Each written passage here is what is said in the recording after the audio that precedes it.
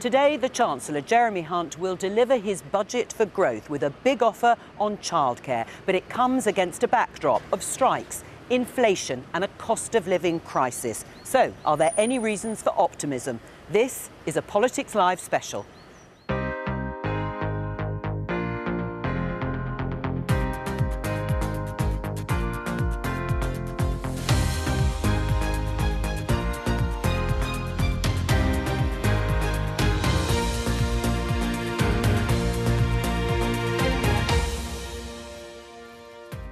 Joining me for this Politics Live budget special, the BBC's political editor Chris Mason, economics editor Faisal Islam and business editor Simon Jack.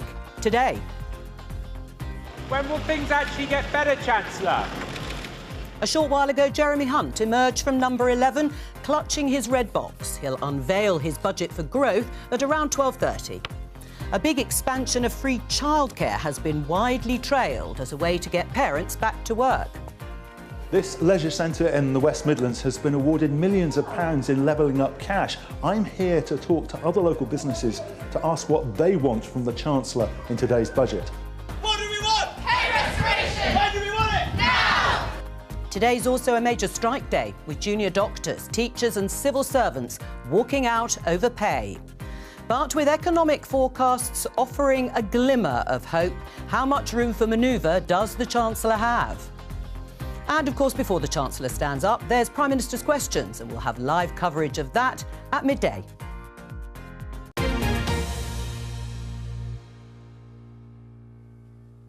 Welcome to this Politics Live budget special. We're on air until 3 o'clock, quite a marathon, of course.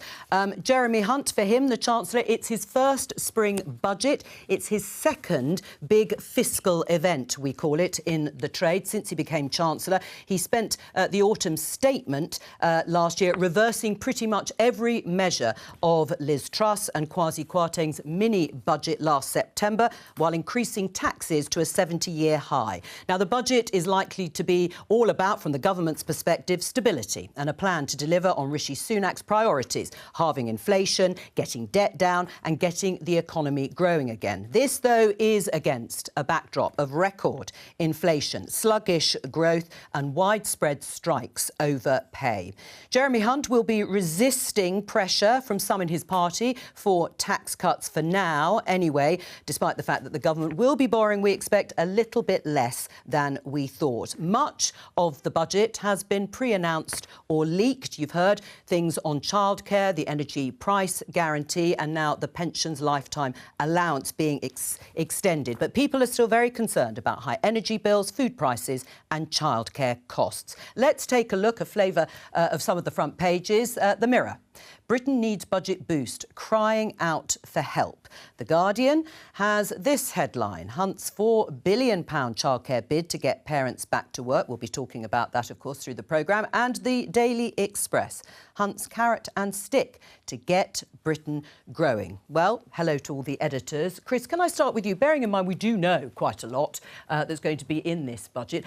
What do you think will be the big story of today? What will we be talking about at the end of the day? Well, I think some of the things you just mentioned will inevitably generate headlines, won't they? Childcare in England for a start. But I think in big picture terms, speaking to senior people in government, they see this as a sort of steady as she goes kind of moment. Boring is the new interesting, if you like. Yes. If the fiscal event, as you described it, of a few months back when Jeremy Hunt started, was the sort of steady the ship moment, this, they hope, is kind of sense of continuity.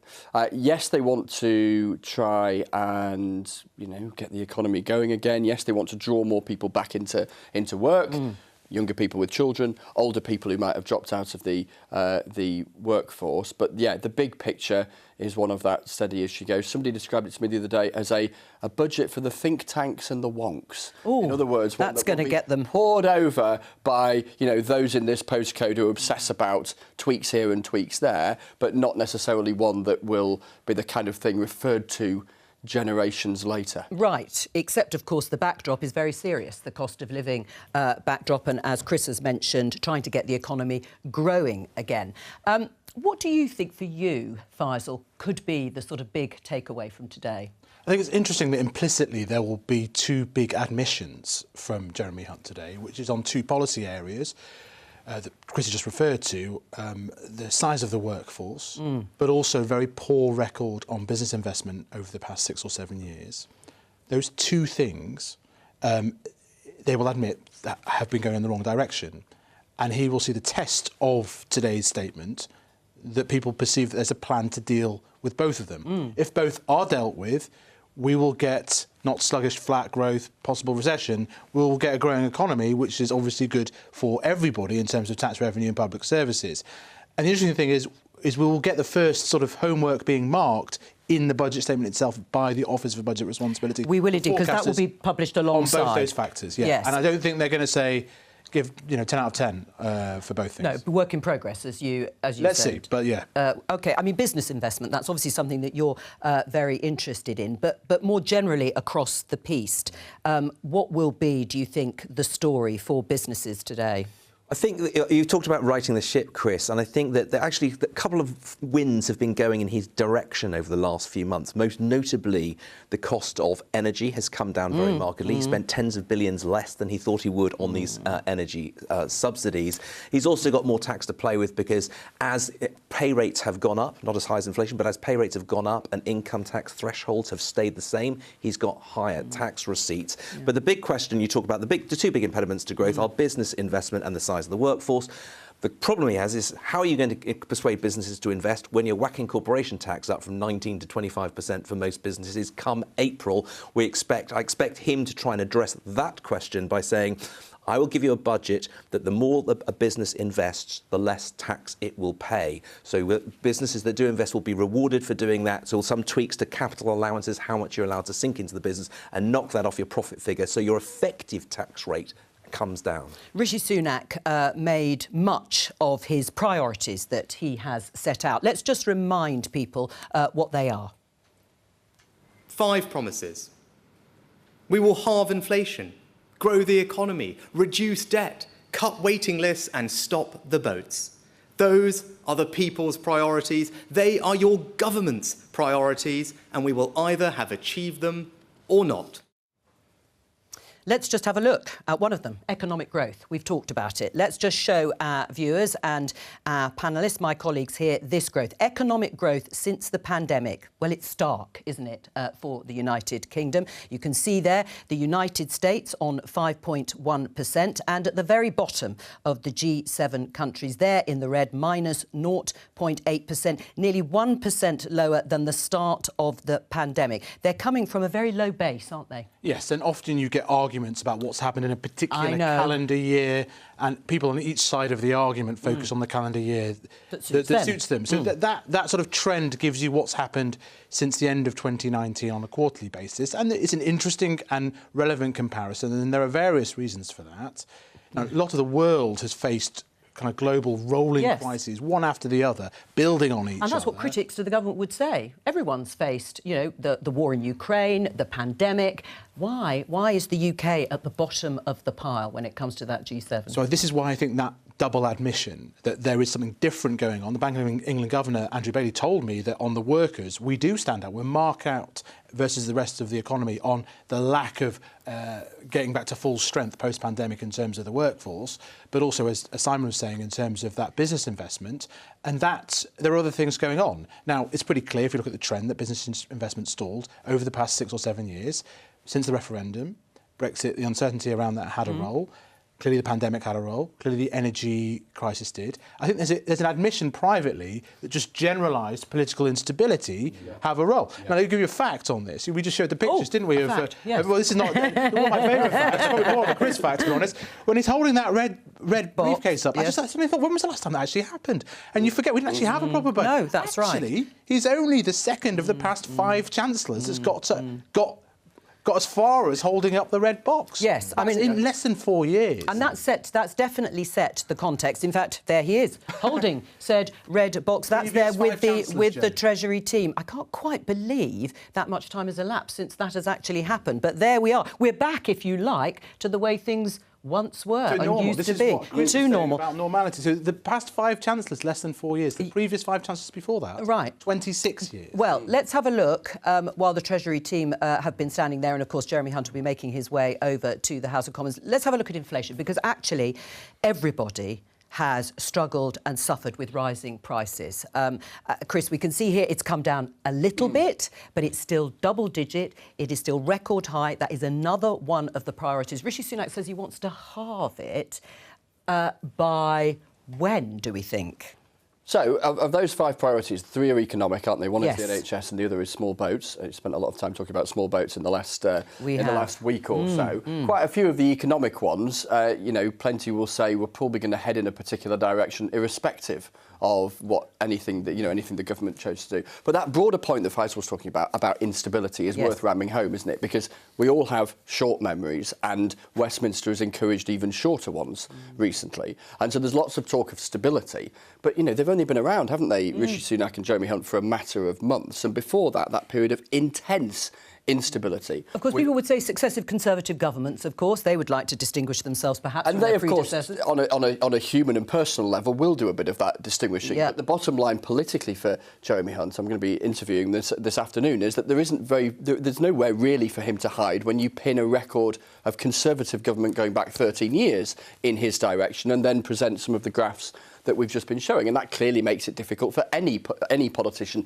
in his position politically after a long period of a party that's been in government. But that broader instability point and the contribution that has made to some of the things we've spent the last couple of minutes discussing is really worth underlining, because we can so easily forget it after this relatively short period of quote-unquote normality since the tail end of last year. I can't emphasise enough how important that stability question is to businesses when they want something. They just need something they can plan against. There's certainty. Now, it's an old cliche, but on for example, the corporation tax rise, which is going up, people say, oh, my goodness me, you're pushing off investment. That's going to dent confidence, not grow it. If you look at some of the other countries that you compared us to, you know, France and Germany have twice the level of business investment we do in the UK, and they have higher corporation taxes. Well, so it's higher taxes in general in terms of the tax burden. In general. So there's not a read across about how high corporation taxes are and how much businesses invest. The turmoil of last year has put a lot of people off. Multinational people said to me that they were saying to their UK arms that the UK looks uninvestable at the moment because we just don't know what's going on. So that's and just to put that stability point into some context, having spent a week travelling abroad with the Prime Minister, there I was last Friday in Paris with the French President, who had last had a summit with a British Prime Minister 4 or 5 years ago. It was Theresa May. And I'm just back from a trip to the US West Coast for this relatively new pact involving the US, the UK and Australia. When it was signed by the British Prime Minister before last, signed by Boris Johnson. Again, 18 months ago. It's hard to remember, isn't it, who was where, when. Just before we go, and we're going to the West Midlands in just a few minutes' time, I want to just show you this in terms of context, because you're absolutely right. The instability, the external shocks, and the length of time that this government has been in post. But when you look at this, changes in pay, this is since 2010. Now, of course, that was after another external shock, and that was the financial crash. But, you know, just look at pay. We've got a backdrop of strikes. And that's real wages, we should point out there, isn't it? That's after you're taking account of inflation, because obviously we have seen some pay rises. Purchasing power. You can see they're all private sector workers, 1.9%, and then you can see all public sector workers, and in fact teachers are on strike and so are junior doctors. That's probably why we've chosen those particular pay rates. That is the backdrop, isn't it, Faisal, to today's budget? It is the backdrop, and it'll be a noisy backdrop outside in terms of protests and some of the strikes that everybody is experiencing today. Been timed, it seems, for today. However, I think we aren't going to get a great deal of information. In fact, we should say that some of the defining things today will be what is not said. Yes. So it could have been, and I would have expected, you know, if you're thinking what the rabbit would be, I would imagine someone somewhere in Downing Street would have thought, let's be nice to the nurses. Let's do that as the rabbit. But I'm told that that's not going to happen. Well, Chris, and the money won't be made available. But Chris, that's the case, isn't it? And there will be some choices made. I mean, if they freeze fuel duty, it could cost, you will correct me if I'm wrong, about £6 billion. That could be used, of course, to settle some of these pay disputes. week, but that may not be what they want to do now. They want to wait until inflation comes down a little bit more before they make those agreements. But those strikes will then continue, which will harm growth, won't it? Indeed. And, we should make that bigger point, shouldn't we, that everything we hear from the Chancellor this afternoon is a choice. He's making a political choice based on, yes, the economic environment in which he's operating, but there are trade-offs and political choices all the way through. It doesn't look like they're yet in a place where they want to make that move as far as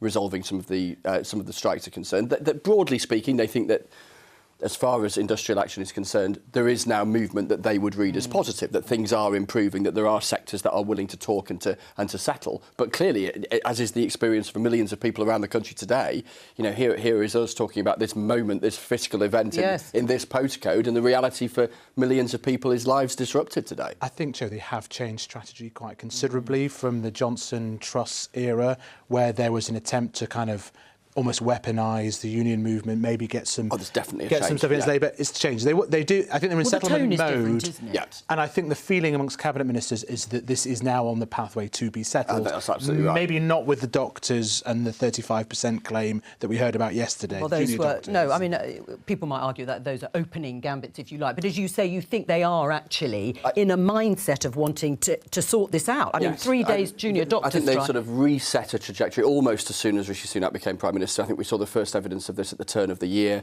when there was talks involving the Departments of Health and the health unions, and we've seen it since then, I think, with a number of the other unions running at different paces, partly because the nature of when the strike ballots went out in different sectors were at different times. So the kind of arc, if you like, of the disputes runs on different timescales. But that's definitely their strategy. They do want to try and get to the place where this is sorted. Now, you can find plenty more analysis elsewhere on the BBC. On the website, there's Tackling It Together section, which gives lots of information on today's budget and what it means for you and your finances. You can find it at bbc.co.uk/news or on the BBC News app. I said we were going to go to the West Midlands, and indeed we are. We're going to be joined, I should say, by the BBC's Midlands correspondent, Phil Mackey. He's at Hayden Hill Leisure Centre in Sandwell. Over to you, Phil. Yes, there's lots of spin going on in the background here today. This is the Hayden Hill Leisure Centre, as you say. We're in Cradley Heath, which is part of the borough of Sandwell. Sandwell's one of those interesting political areas in the Black Country. It's got a strongly Labour council, and it has always been a Labour stronghold in Westminster as well, at least for as long as anybody who's alive can remember, until 2019.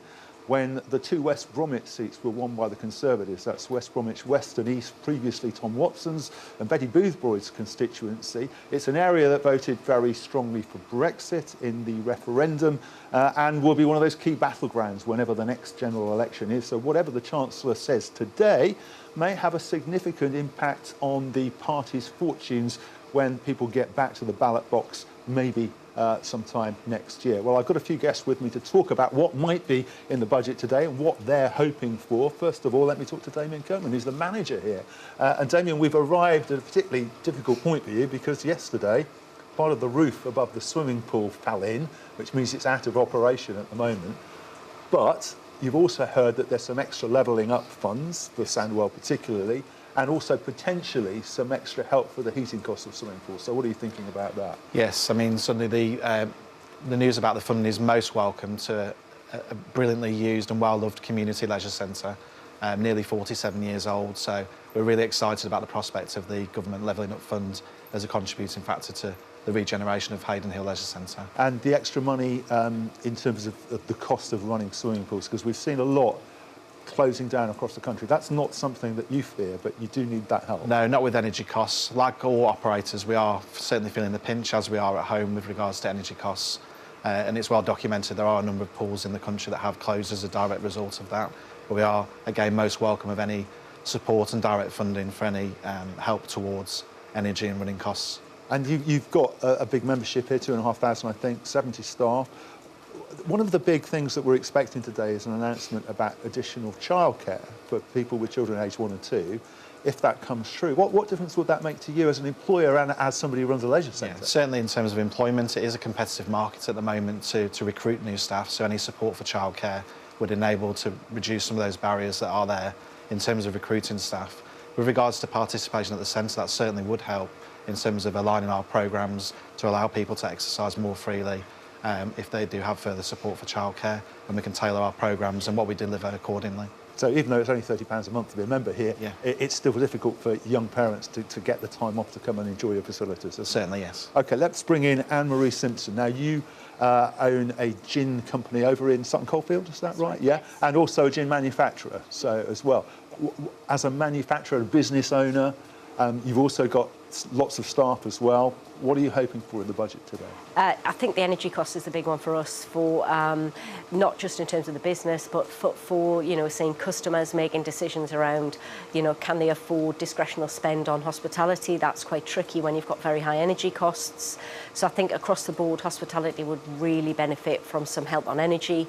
Our suppliers are constantly putting prices up this year. We've got 4 programmed price increases from suppliers to our bar. That's quite difficult to pass on to customers. There is absolutely a tipping point. So energy costs and help for high streets, I think, is the other big thing for us, which would be really helpful. And how about those margins then? So your costs are going up, you're not passing it all on to the customer, No. so your margins are being squeezed. Absolutely squeezed. Very difficult time to be in business in hospitality, and there's, that is very difficult for us. There would be a number of very welcome measures the Chancellor could make today, which would be great to see. There's one thing that you're probably not very keen on, which is going to be a potential increase in corporation tax. What impact would that have on you? Well, we're a fledgling company, so not a huge impact to us in the future. I think corporation tax is a necessary evil, but the problem with, I think, any increases, it can stifle growth.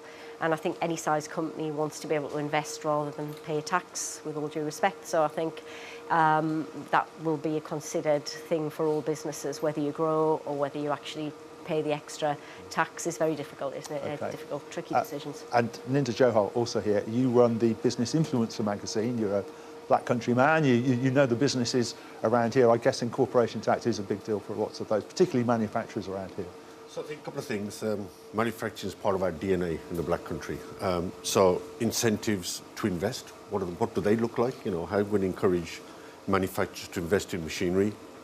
You spoke about Brexit, tight labour supply. Where are these people going to come from? So I'm hoping the Chancellor will relax some of the immigration rules so more people can come in, brings down inflation because you've got more labour supply. And I think certainly in terms of infrastructure, getting people around, we talked about levelling up. What does that look like? And what are West Midlands Combined Authority? So with trailblazers in terms of funding, what does that look like? There could be a devolution deal that might come, which could give greater decision-making here very quickly. Do you think that would help? That would help.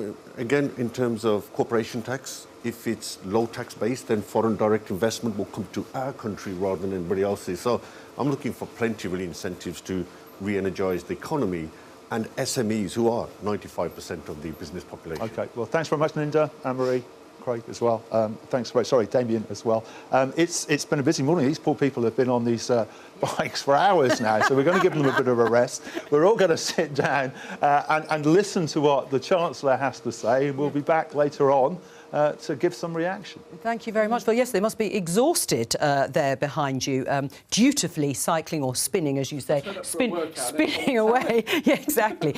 Interesting, though, of course, priorities as you would expect. I just want to show you what we are expecting, some of the things we've talked about and you heard there from our guests in the West Midlands. Jeremy Hunt, more childcare support. That has been the big overnight story. We'll interrogate how generous it actually is, but it's going to be extended to 1 to 2-year-olds and not just 3 to 4-year-olds. The fuel duty freeze we have also mentioned. That is also controversial. Could that money be used elsewhere? It'll be good news for motorists, though.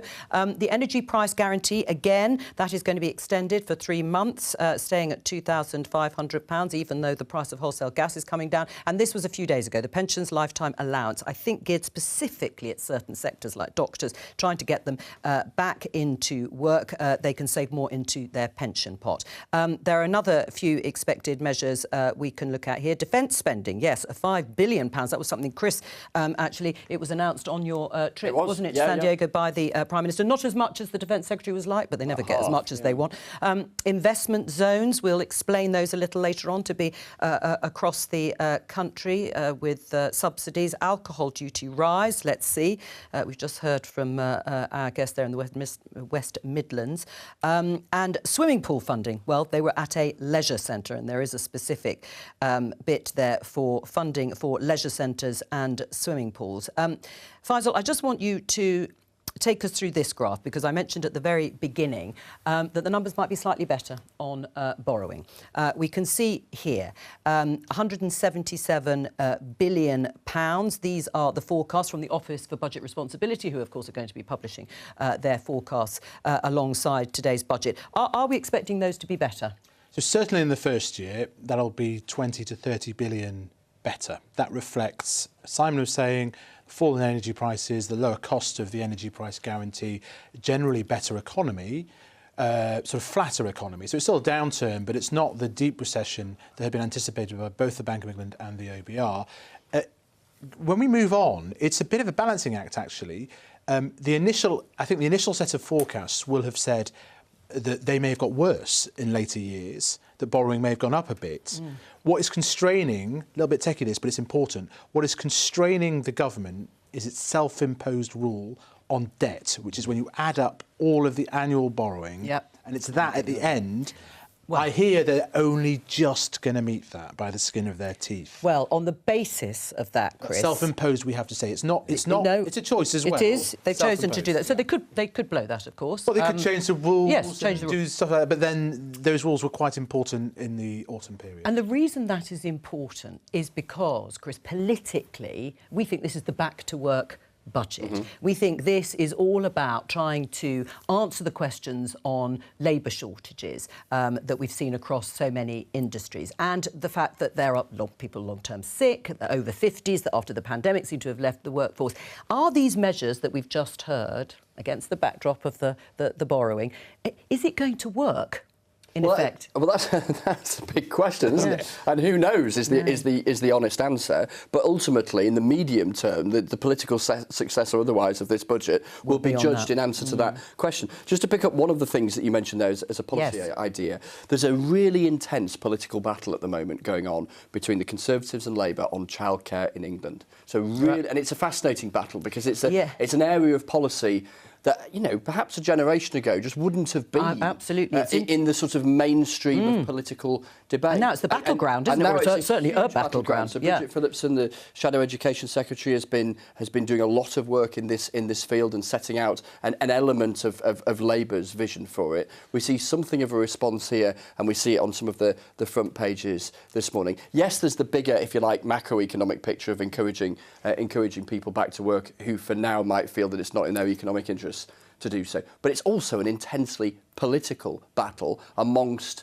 those people with younger children who both the main political parties at Westminster think might be persuadable come the next general election. And as I say, I just think as an area of political debate, it's fascinating because I just don't think this kind of conversation would have happened a generation ago. Well, it's come of time, hasn't it? It is an area that many people have been calling for so long because of the high costs. We haven't actually talked about the sort of supply side. I suppose if demand goes up, is the provision there to a certain extent? But actually, at this point, since you've mentioned childcare and it's a big political battle, you can see what I did here. We're going to go into central lobby in the Houses of Parliament. I think our two MPs are chatting to each other, and maybe they can chat to us too if they can hear me. It's Chloe Smith for the Conservatives. There they are. Chloe Smith, the Conservatives, former Work and Pensions Secretary, and Angela Eagle, Labour MP, who is on the Treasury Select Committee. Hello and welcome to both of you. We've been talking about childcare, the political battle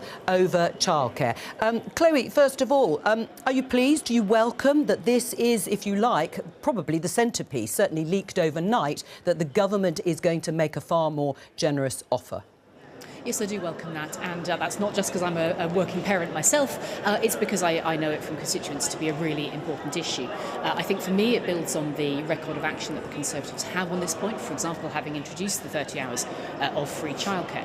But even more than that, it's part of a much bigger picture, and you mentioned it yourself in the commentary just before we joined you, which is about economic inactivity in the jargon, but in other words, helping people come into the plentiful vacancies and the plentiful jobs that are available.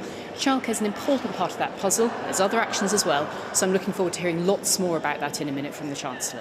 Angela, are you frustrated? Labour must be a little bit frustrated by the fact that the government has stolen one of your key policies. Although we didn't know the detail of it, we did know that Labour was also going to make it key to their election manifesto. Well, I'm quite happy that we're leading the debate on these things. Obviously, any increase in funding is welcome, but I think we have to remember that the funding has been cut by 17% for childcare from 2017 on. So if we've got some of that going back in, it's good, but we'll have to look at the details to make sure that it's actually workable. And am I happy that they're nicking our ideas? It means we're leading the agenda, and we will lead the agenda all the way into government and actually take the country in the direction that it needs to go. We were talking earlier about growth, or the lack of it, I should say, in the UK, certainly since the pandemic. At the bottom of the G7 pile, Chloe Smith, getting growth is proving to be extremely difficult. I'm just going to show our viewers the Daily Telegraph front page with the headline that there could be a revolt of Conservative MPs over the tax rise in the budget. They're talking about the corporation tax. But are you one of those, bearing in mind you were in the Liz Truss quasi-Kwarteng government, who would like to see tax cuts in this budget?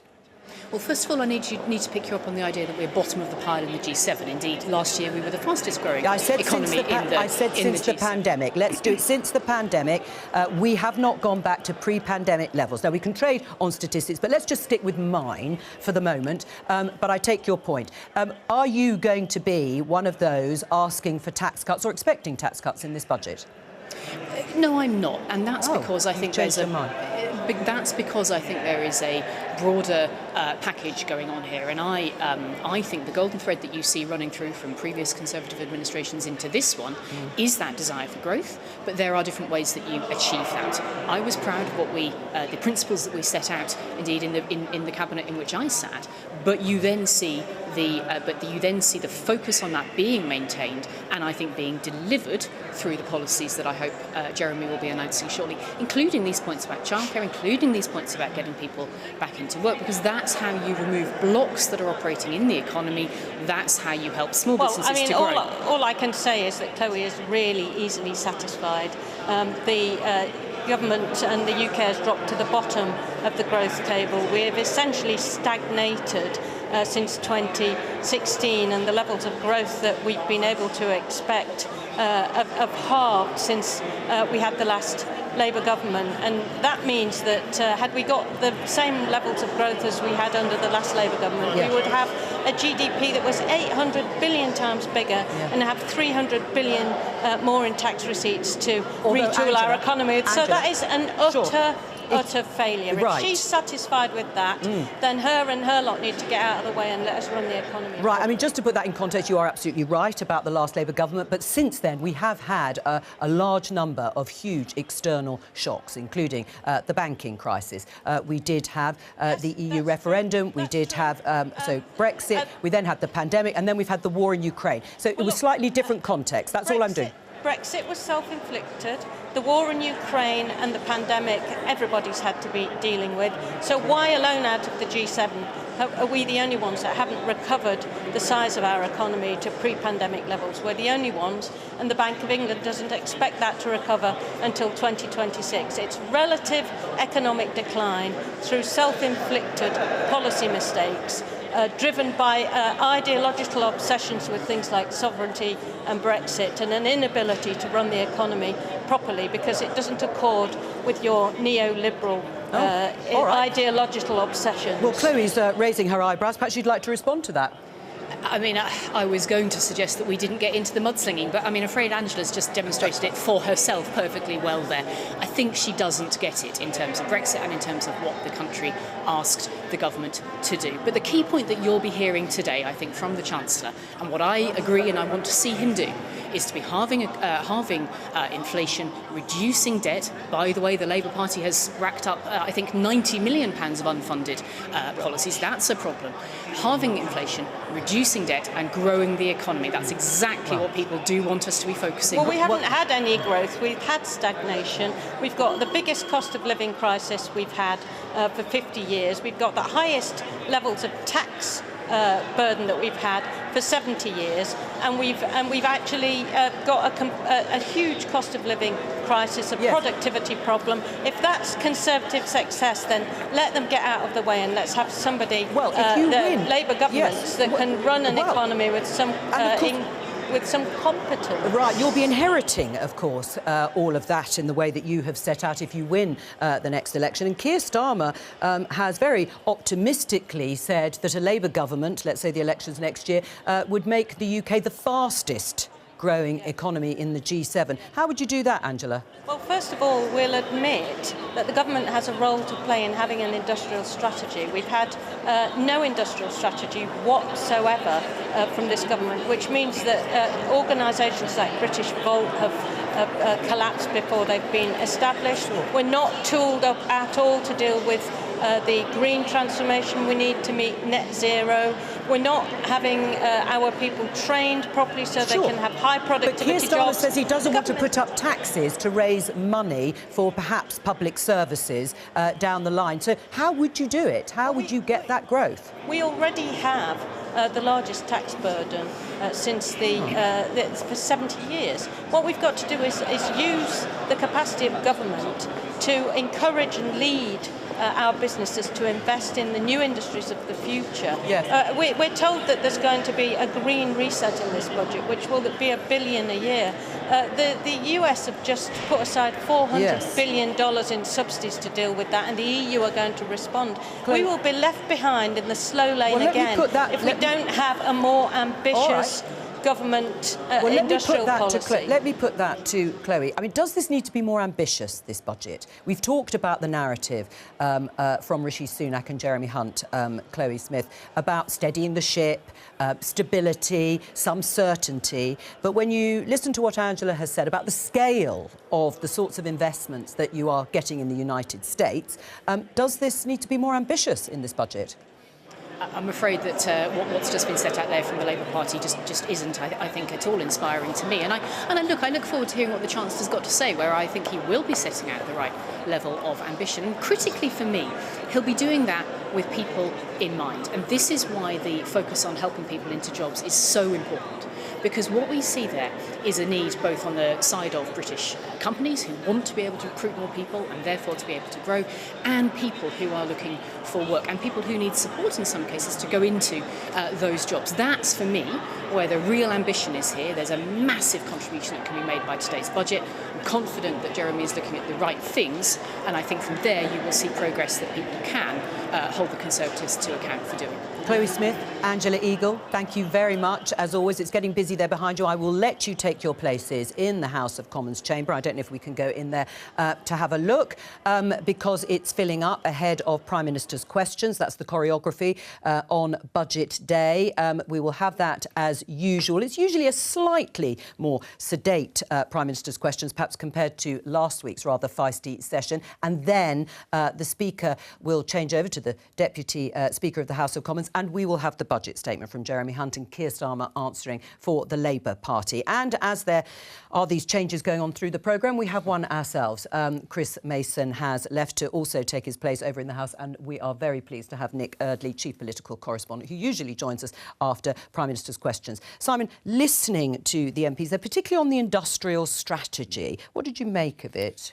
It's a big bugbear of industry that there hasn't been a clearer strategy around things like electric battery manufacture. We've got one battery electric vehicle manufacturing plant in Sunderland. There are 35 either being built or under construction or approved in the EU.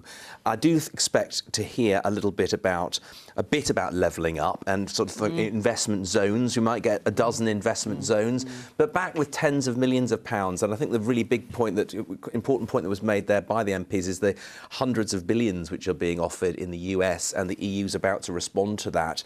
That's hoovering up a lot of international investment. And so by comparison, some of these schemes you'll hear the word supercharged growth in some of the regions, but the amounts of money are actually quite small. And these investment zones do what exactly? Well, you get a bit of government money which goes into trying to stimulate industries in which we think we're good, in places which have historically underperformed, places like the Tees Valley, places like Liverpool, places like the East Midlands. They will try and the West Midlands where we were. And the West Midlands where we were. Try and putting them around university towns as well to try and stimulate that. We've heard that kind of thing before. Expect that to... Remember, Liz Truss was going to have hundreds of these investment zones, so that's been scaled right back. But I think the scale of the ambition, I think, for business I think they would find that a little frustrating. I just want to show our viewers this graph, tax as a percentage of GDP. Again, it's the G7 countries. You can see where the United Kingdom is, because you heard Angela Eagle, the Labour MP, Nick, who was saying that we've got this 70-year high. By historic standards, that is true in UK standards. But look, we have other countries that have higher burdens of tax as a percentage of GDP. They also, quite a few of them, have higher growth. So although there is this wrestling, we heard from Chloe Smith, she was one of the Conservative MPs who probably did want to see tax cuts. She sort of changed her mind. That is a big political battle, though, isn't it? And it's a political battle that I think is going to play out this afternoon as well, because there are no shortage of Tory MPs who are angry at the corporation tax increase that is going to be confirmed in the budget. They are angry that the Chancellor isn't prepared to countenance other tax cuts. I mean, I think there is politics at play here. I'm sure he will nod to wanting to cut tax at some point, and it's been known for Chancellors to wait for just before an election, maybe the budget before a general election like next year's, to make those tax cuts and set the economy on a path. But I don't think we'll get anything concrete today, and that means particularly those MPs that backed Liz Truss last summer will be worried. I mean, they will and have been, it seems, biding their time a little bit, hence some political stability. But actually, if we refer back, using the tax weight there in the United Kingdom to your borrowing forecast, there will be pressure, won't there, on the Chancellor to spend that money that might be there borrowing, but to spend it all the same. But it looks as if he's already sort of spent some of it on things like defence. Or on the fuel duty freeze. It's sort of gone. We should be a bit careful. It's not like there's a sort of pot of money that's filling up. This is essentially still borrowed money within a limit. And the skew of it, which is important over time, will be more upfront, say, this year, when we think the economy's done better than the very dire predictions from autumn, but maybe far less in future years. So that lends itself to sort of one-off help. And that's exactly what we've got with the extension of the energy price guarantee. And so we've got the borrowing numbers, I think, that we can go back to. That's the chart we showed. So I think, you know, we'll have that first bar will go down quite considerably. What I was going to say was, then on, we thought that would get higher for the later years. But, and this is a key question for me, when the OBR, the forecaster, marks the homework on increased workers and on increased business investment, they may say, actually, growth won't go down as far as we expected. It's fighting that. So it's a battle between those two impacts. Yes, and just to remind people that I don't know where it's going to land. Well, we're going to see these figures, of course, after the budget. The Office for Budget Responsibility will publish those figures, and as you say, you'll be able to check exactly, and they'll be scrutinising what Jeremy Hunt is proposing. But I wanted to come in on, I think, a new dynamic that's quite interesting, which is the sort of competition now between the opposition and the Conservatives and the plan. And I think it is very important to note that I do think in the Treasury and in Downing Street, they do feel sensitive to this idea and this argument that they haven't got a plan. Simon explained that was being said publicly by people, senior people in business. The opposition obviously say it, and they have a plan of sorts that, you know, needs to be scrutinised. You know, how much of this 28 billion extra is what's it going to be spent on, how they're going to fund it. But this comparison internationally too. But what you're hearing there is, so the Conservatives have announced this childcare policy. Yes. Labour didn't actually announce that childcare policy. No, and that was clear. We didn't know the detail. Got to it first. Well, but at the same time, Labour are saying to the Conservatives now, how are you paying? You know, a total reversal of some of the arguments. How are you paying with borrowed money for all these things that you're claiming you're spending money on now? Two political parties accusing each other of not having got. On the workforce, Simon, because we've repeatedly said that Jeremy Hunt wants this to be the back-to-work budget. The figures, they sound huge. Nearly 9 million people are called in the statistics, slightly unflatteringly, because are economically inactive. But it is a horrible phrase, but these are the figures. Yeah. But there's always a pretty sizable chunk of people who are in that bracket. It is up about 500,000 since the start of the pandemic, and about 1.7 million people say they're out of work because of some kind of caring responsibilities. And, of course, many of these people will have children. So just to put it into context, it's not that we've suddenly shot up to 8.8, But it has gone up. It's basically nearly 9 million people who don't have a job, are not looking for a job.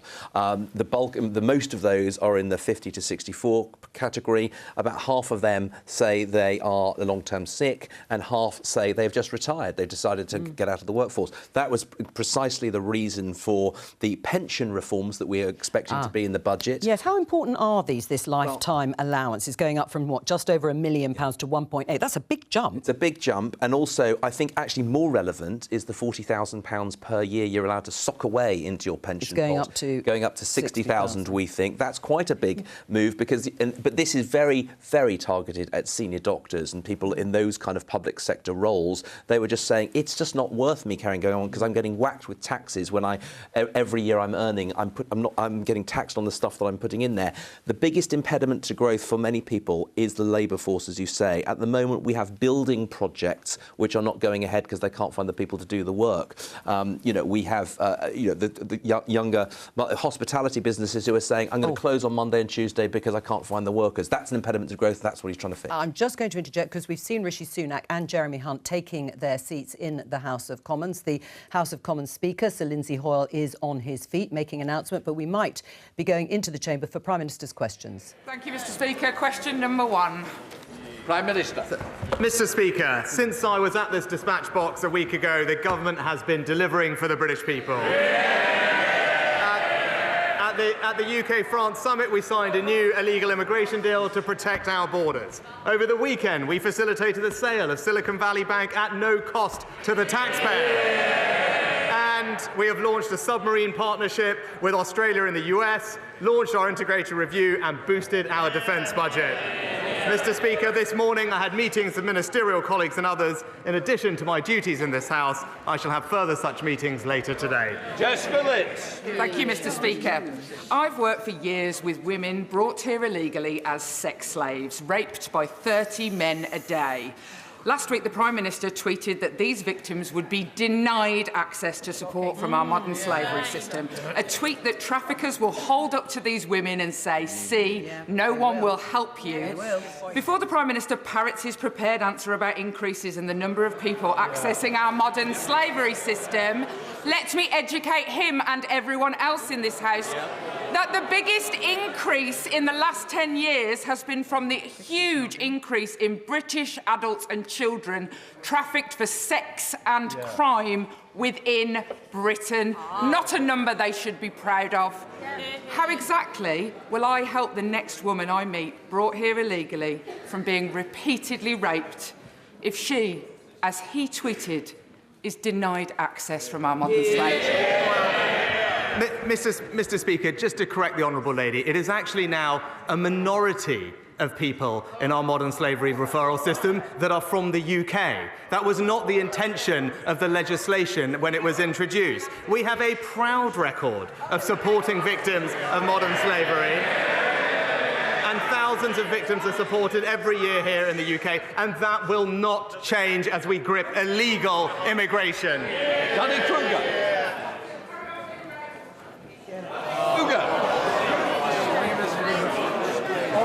Mr. Speaker, on Monday, the Home Secretary said that in recent decades the immigration to this country has been too high, and all the benches opposite howled their disapproval. They want higher immigration, not lower. Does my one honourable friend agree that what we need to do is, rather than importing cheap foreign labour, we need to invest in the skills of our own young people and encourage businesses to do the same?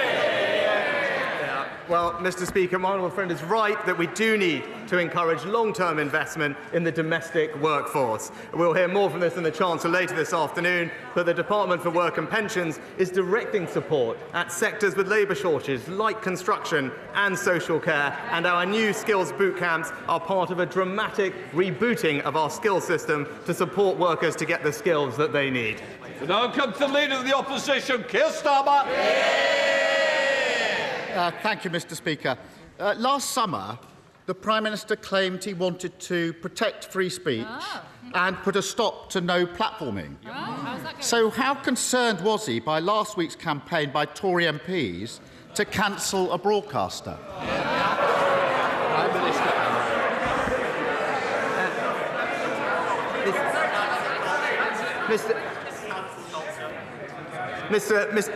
Mr. Speaker, as I said at the time, the issues between Gary Lineker and the BBC were for them to resolve, and I'm very glad that they did, and we can look forward to watching Match of the Day again on our screens.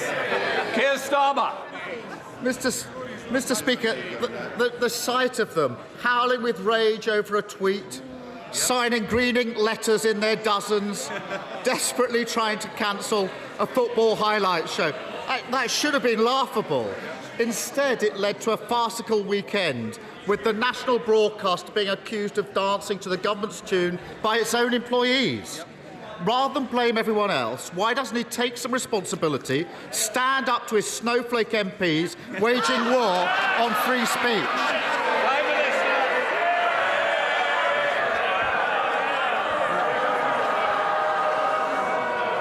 Mr. Speaker, Mr. Speaker, just the usual political opportunism from the leader of the Labour Party. Because I don't know if he noticed. But actually first the Shadow Attorney General and then the Shadow Home Secretary actually criticised the language that had been used in the tweet. But what a surprise. He saw the chance to jump on a political bandwagon and changed his mind. Keir Starmer. So, Mr. Speaker, I'm not being funny. I think our constituents want to get to the budget. The more that you shout, the more you progress questions. So please, my constituents interested if yours aren't. Keir Starmer. Mr. Speaker, they want more of a Prime Minister who doesn't understand. You can disagree with what somebody says, but still defend their right to say it. If he doesn't understand that, we're in a real problem. Does he accept that people's concerns about the BBC have been made worse because the government chose to put a Tory donor with no broadcasting experience in charge of the BBC? Prime Minister. Mr. Speaker, as he well knows, the BBC chairman was appointed before I became Prime Minister. He was appointed. And the same applies to this side. This budget matters to the people of this country. They want to hear it. Don't keep questions going longer than need be. Prime Minister. Mr. Speaker, there was a rigorous, independent and long-established process. That appointment was supported by expert panel members, as well as the cross-party DCMS Select Committee. Now, it's right. That process is being independently reviewed by the Office for Commissioner of Public Appointments, and we should allow that review to conclude. Keir Starmer. Mr. Speaker, the problem is the chair of the BBC isn't just any old Tory donor. He's so close to the Prime Minister. Order.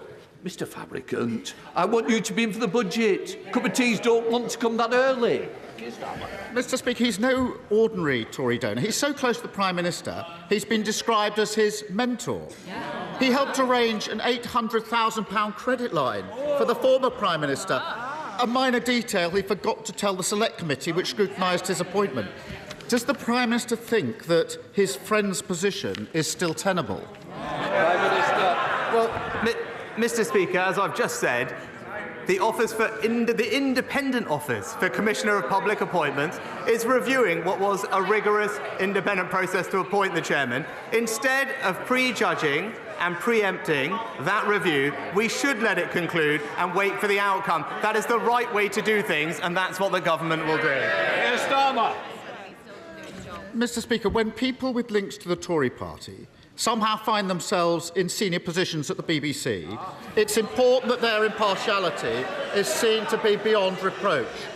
So has the Prime Minister received assurances that no one with links to the Tory party was lobbied by Tory MPs or involved in the decision that saw Match of the Day effectively cancelled? Prime Minister.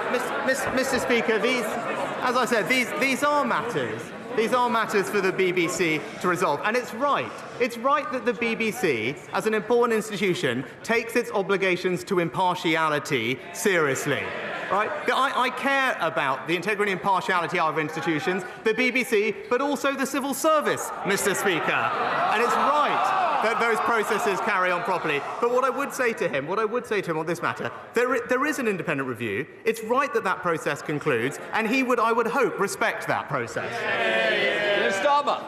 He comes here today with these mealy-mouthed platitudes, pretending the actions of his party are nothing to do with him. But the whole country saw how he kept quiet and hid behind the playground bullies while they tried to drive someone out simply for disagreeing with them. An impartial public broadcaster free of government interference is a crucial pillar in our country. But isn't that put at risk by the cancel culture addicts on his benches, the BBC leadership that caves into their demands, and a Prime Minister too weak to do anything about them? Mr. Speaker, we're not going to take any lectures on cancel culture from the party opposite. But we know what this is about, and he's avoided it in 6 questions. The substance of the issue that this underlied this tweet. And that's what has he done in this past week. The only thing he and his party have done is voted against our bill to stop the boats, Mr. Speaker. Siding with people smugglers over the British people. That's the substance of what's happened. Instead, what have we done is conclude a new migration deal with France, Mr. Speaker. We've managed to sign a new defence partnership with our allies, the US and Australia. We've protected British start-ups and we have boosted defence spending. And that, Mr. Speaker, is what delivering for Britain looks like.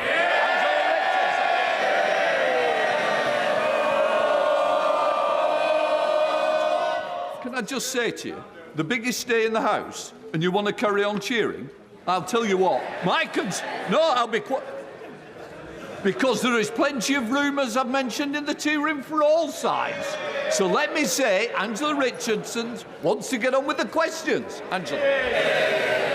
Thank you, Mr. Speaker.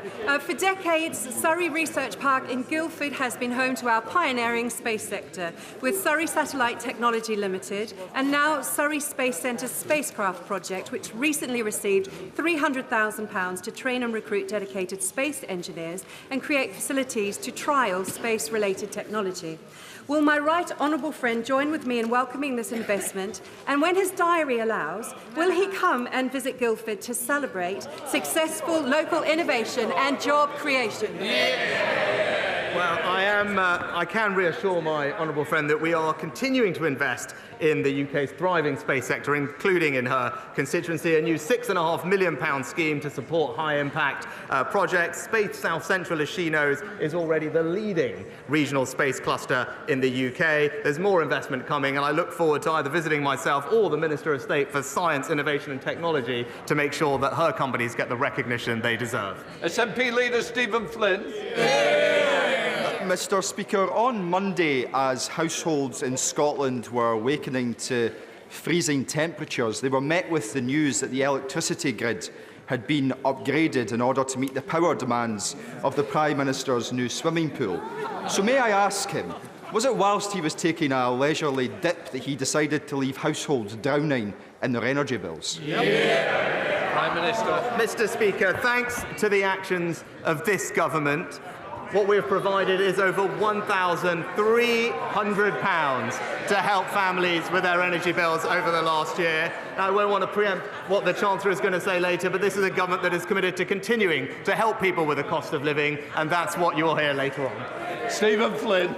You've got to wonder what planet he's on, Mr. Speaker, because for households in Scotland, energy prices haven't been frozen at £2,500. Indeed, the average bill in Scotland has been closer to £3,500, and near tripling in just under 2 years. But worse than that, the Chancellor is about to get to his feet and announced that the £400 energy rebate is about to be scrapped for everyone, not just in Scotland, but right across these aisles. So is it not the case that the Tories aren't freezing energy bills, they're looking to freeze households? Mr. Speaker, actually, the government is delivering for people across the United Kingdom. Energy bills have been our priority, which is why over £1,000 of support, which is benefiting households in every part of our country. But he talks about delivery. It's now clear that we know because of the SNP that the trains don't run on time. The police are at breaking point. The police are at breaking point. And the NHS in Scotland experienced the longest ever waiting list. Mr. Speaker, that isn't even my assessment. That's what we learned in the SNP's leadership debate last week. Aaron Bell. Thank you, Mr. Speaker. Independent retailers are the lifeblood of our high streets and critical to the regeneration of our town centres, so we should cherish and celebrate the entrepreneurs who set them up and run them. With that in mind, would the Prime Minister join me in congratulating the winners of my recent competition to find Newcastle's best-loved independent shops and market stalls, namely Tony Price Quality Butchers, Me Julie's, Cheeky Cheesecakes, and the overall winner, Anasma Greek Bakery, who only opened in January 2021 and are already expanding to a second site. Well, I agree with my honourable friend about the incredible benefit that small businesses and independent retailers bring to our high streets and our economy. I congratulate the team at Anasma Greek Bakery for winning the competition, and I know that they will feel reassured by their government's investment in his constituency through the Towns deal that they have, and of course, funding from the Future High Streets Fund. Stephen Furry. Thank you very much, Mr. Speaker. Just ahead of St Patrick's Day, can I thank the Prime Minister for his recent deep engagement with Northern Ireland, in particular the conclusion of the Windsor Framework, and hopefully we will see the executive restored shortly. However, that executive is facing a spiral of budget cuts, which will stop it from transforming public services on an invest-to-save basis and investing in a prosperity agenda. So will the Prime Minister and indeed the Chancellor work with the Northern Ireland parties on a financial package in order to transform Northern Ireland, accepting the need for strict conditions and a real focus on key areas such as health, education, skills and infrastructure? Well, can I thank the honourable gentleman and his colleagues and his party for the engagement they had in the run-up to the Windsor Framework. It was helpful and I appreciated his constructive involvement. And my right honourable friend, the Northern Ireland Secretary, has been working closely and will work closely with all Northern Irish parties, leading discussions on a wide range of issues, including the public finances, because I believe what the honourable gentleman believes is that the people of Northern Ireland need and deserve effective, accountable, devolved government up and running as quickly as possible, and I hope that those talks can be constructive in leading to that aim. Bob Blackman. Thank you, Mr. Speaker. In 2016, the current Mayor of London promised 0 strikes on London Underground. Today is the 135th day of strikes since then. Will my right honourable friend join with me in condemning those strikes that have brought misery to the travelling public in London, and also condemn the Mayor of London for his failure to address this? Mr. Speaker, my honourable friend is absolutely right about the misery being inflicted on Londoners by the incompetent running of TfL. It's worth bearing in mind, not only do the party opposite vote against our minimum service levels, which will provide respite for the hard-working British public, that the Mayor of London, since the pandemic, has received £6 billion of additional funding for transport services. So for us to be in the situation that we find ourselves in today is simply unacceptable. Daisy Cooper. Thank you, Mr. Speaker. An investigation reported in The Guardian and the BBC revealed that in the last year, on more than 450 instances, sewage was leaking into cancer wards, maternity units and A&E departments. Without urgent action, the legacy of this Conservative government on the NHS will be an image of a nurse cleaning up sewage around a patient in a crumbling hospital. Will the Prime Minister commit to that pledge of building 40 hospitals by 2030, including in West Hertfordshire, and will he establish a fund to repair those hospitals that are in a dire state of disrepair? Mr. Speaker, we are investing record sums in NHS capital to upgrade dozens of hospitals across the country, but in particular to build 40 new hospitals, and we are committed in particular to a new hospital scheme at West Hertfordshire Hospital NHS Trust as part of that programme, and the programme is working closely with the Trust on their plans in lines with the approach that we have taken nationally. Mark Plitchard. Speaker, does the Prime Minister agree with me that agri-tech is a vital part of the UK economy, and in particular the excellent work of the Crop and Environment Research Centre at Harper Adams University in Shropshire? I know he has a busy schedule, but could he dispatch the Secretary of State to come and look at that research centre, and in particular the women leading science and maths at Harper Adams, and indeed leading the world? Well, Mr. Speaker, I agree with my honourable friend, and in particular Harper Adams is a fantastic example of the type of innovation and skills provision that we need in our agri-tech sector, and that's why I'm pleased post-Brexit that we can introduce the gene editing bill, Mr. Speaker, which will help drive productivity and efficiency in our agricultural sector even further. Speaker, the government promised the 40 new hospitals 3 years ago, and the Prime Minister's just expressed his intention to proceed again. 2 years ago, in St Mary's Paddington Hospital serving my constituency, a ward ceiling fell in during floods, the eye hospital was closed by a fire, and the birth centre and maternity wards are threatened by structural problems. This week, Trust managers said the infrastructure is having an increasing impact on staff and patients. We just can't afford to continue to waste money on failing buildings. But the hospital is waiting for the commitment from the government for the funding under the New Hospitals programme. Will today be the day that the Prime Minister commits to that specifically? Well, Mr. Speaker, as I said in my previous answer, the government is committed to the New Hospitals programme. We've committed record sums to NHS Capital, not just for that programme, but for smaller scale upgrades across the country, and those conversations with her trust and others are happening in the same way across the country, and I look forward to those conversations continuing. Nicky Aitken.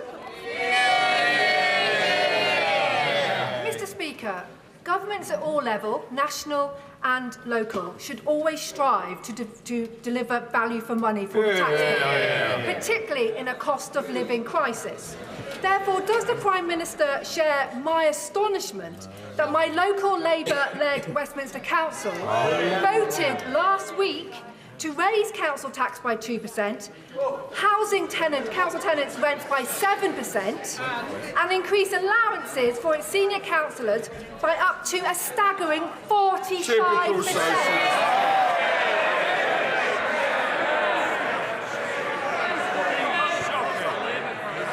You've got to answer. Well, Mr. Can I just say, Prime Minister, I don't know who's giving you the advice, but take it from the chair. Please answer. Mr. Speaker, it is disappointing to see that I think it's been just under a year that the now Labour-run Westminster Council has put its own councillors' pay ahead of everything else. I can't quite believe the figures that we heard from Honourable Friend. A staggering, an eye-watering 45% pay increase when people across our country and indeed the ward are suffering cost of living pressures. It's clear, Mr. Speaker, that it's only Conservative-run councils that deliver for their residents. Thank you, Mr. Speaker. Mr. Speaker, every child in the UK is entitled to free NHS dental treatment, but with 80% of practices not accepting children as new patients, is the Prime Minister proud of his record on our children's dental health? Mr. Speaker, we're investing £3 billion in NHS dentistry, and because of the reforms to the contract, there will be about 10% more activity this year above contracted levels. There are 500 more dentists in the NHS today, but also, I think, almost a 45% increase in the amount of dental care being provided to children. Eric Thomas. Mr. Speaker, 5 years ago, £40 million of public funds were set aside for brain tumour research, but recent government figures suggest that a little as a quarter of that money has been deployed to researchers. The mechanism to distribute research funding effectively is broken. As a result, the brain tumour community has not seen the breakthroughs in treatment and survival rates that many of us believe they should have.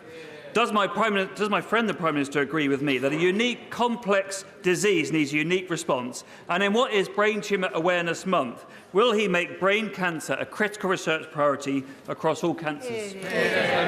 Well, can I thank my honourable friend for his thoughtful and powerful question. He's absolutely right about the importance of medical research being expedited so we can deliver better care for the people who are affected. I'll make sure that he gets a meeting with the relevant minister so we can ensure that that funding gets out to the people who need it and we can bring relief to them as quickly as we can. Joanna Chung.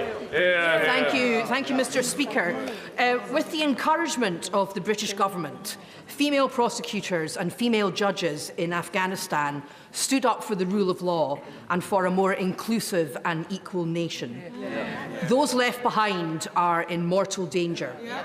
Last year, I met with senior officials at the Foreign Office who were open to making a specific case for at least some of these women to be relocated to the United Kingdom, but nothing has happened since then. This dire situation requires a prime ministerial intervention. So I'm not asking to meet the Prime Minister's officials or his ministers.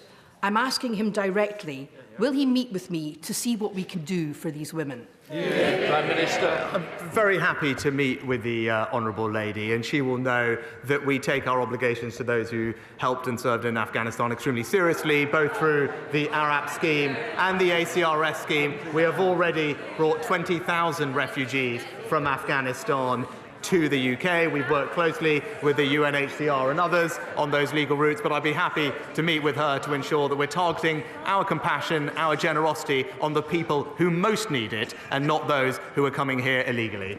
Caroline Anson.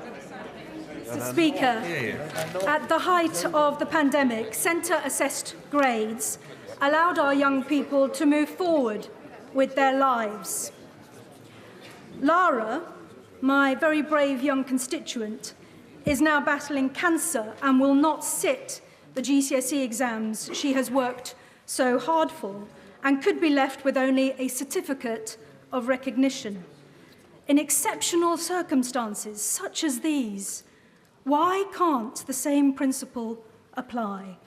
Would my right honourable friend, the Prime Minister, look compassionately at this situation?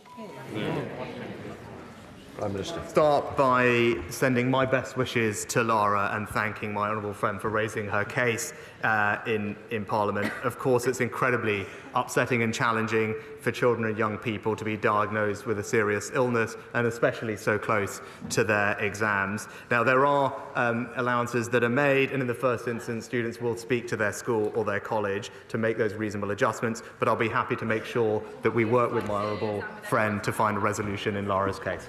Dr. Rupahat. Mr. Speaker, I welcome the PM's numeracy drive, but did he know that some 7.1 million adults in England are functionally illiterate? It's often diagnosed late in life, like with TV's J Blades, if at all.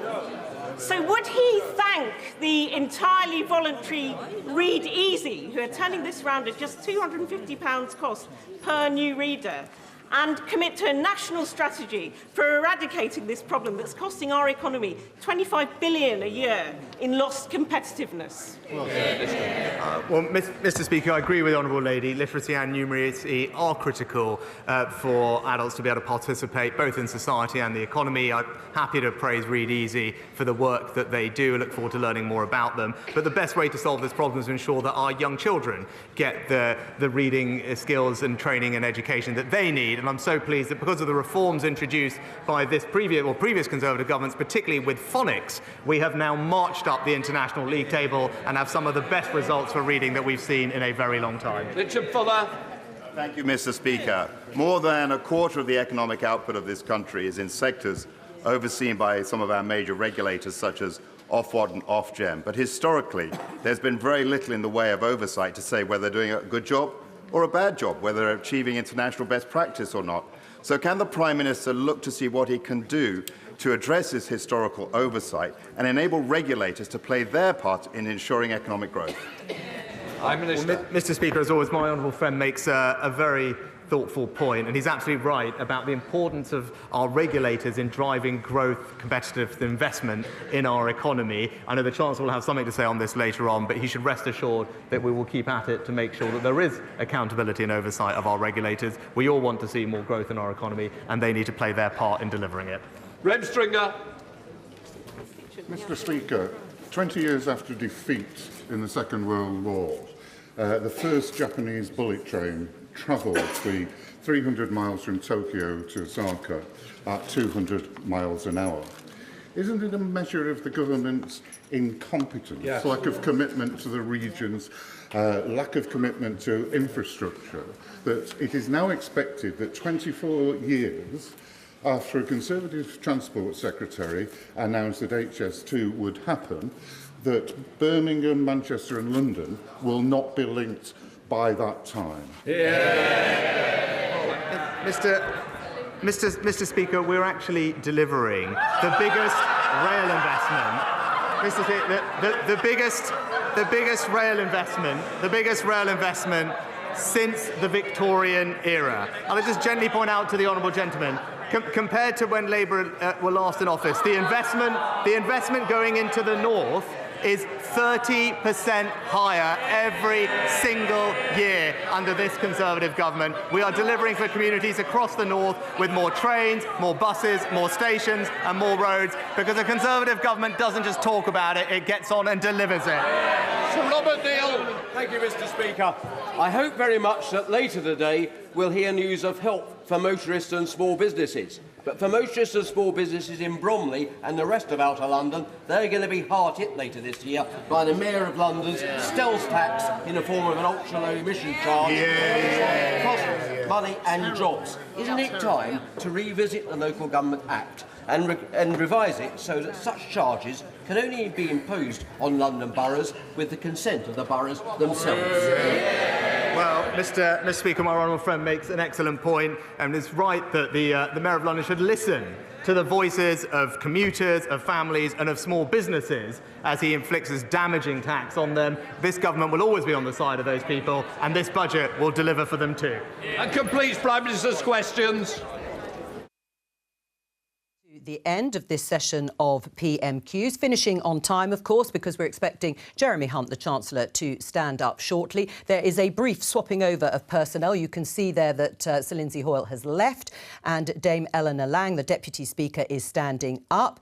Chairman of Ways and Means, traditionally introducing the budget. Jeremy Hunt will be swapping places, no doubt, with Rishi Sunak before he makes his statement, which we think is going to be an hour long. Just briefly, Keir Starmer, the Labour leader, decided to focus his questions on the fallout from the Match of the Day presenter Gary Lineker and his tweet criticising the government's small boat policy, which resulted in him being taken off air for breaching BBC guidelines. He accused Rishi Sunak of not standing up to what he called, Keir Starmer, snowflake Conservative MPs, whom he said wanted to cancel Gary Lineker for criticising the government and saying so publicly. He then questioned why it was that Rishi Sunak's former boss, the chairman of the BBC, a Conservative donor, Richard Sharp, was still in his position, asking if it was still tenable when there have been allegations about a conflict of interest in terms of trying to facilitate a loan for the former Conservative Prime Minister,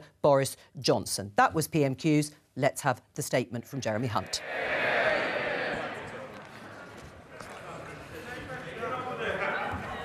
Madam Deputy Speaker, in the